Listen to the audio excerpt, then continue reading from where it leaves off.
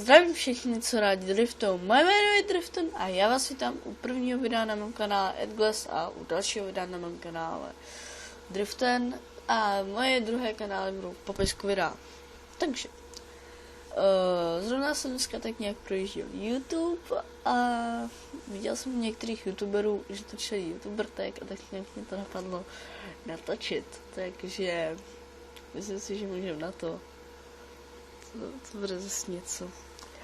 Kdo je první youtuber, na kterou se začal koukat? Myslím, že to byl Gamer nebo Man. Jeden z nich to byl. Druhá otázka. Kdo je tvůj nejoblíbenější youtuber? No tak to už je trošku dější. Ale mezi let's playerama to bude Gamera a mezi youtuberama jakože vlogerama to bude, nevím, spíš to bude nejfake, protože dělá fakt takový videa na zamýšlení. Jo.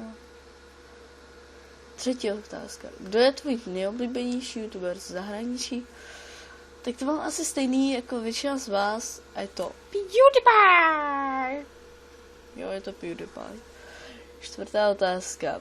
Jaký video tě zaujal v poslední době nejvíce? No, to bych taky rád věděl. Tak tohle to asi... No, to nevím.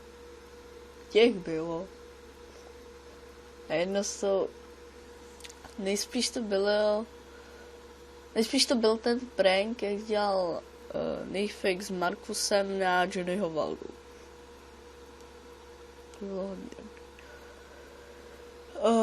Jak dlouho nebo jak často sleduješ videa na YouTube?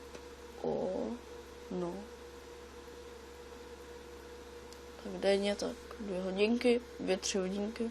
Tak nějak projdu jenom ty youtubery, který mám který mám odebíraný, jo. Tak. Jaký typ videí máš radši? Vlogy nebo let's play? No tak u mě je to takový různý. Občas se prostě podívám na vlogy, občas na let's play, taky dohromady. Je to divný. Které kanály odebíráš? Tak bych vám měl vyjmenovat, jak jsme do rána. Každopádně vyjmenuji aspoň některý z nich. Gamer, Man, Minecraft, Tečka, Ozaj, Carol, Nejfake. No, to jo. Asi to.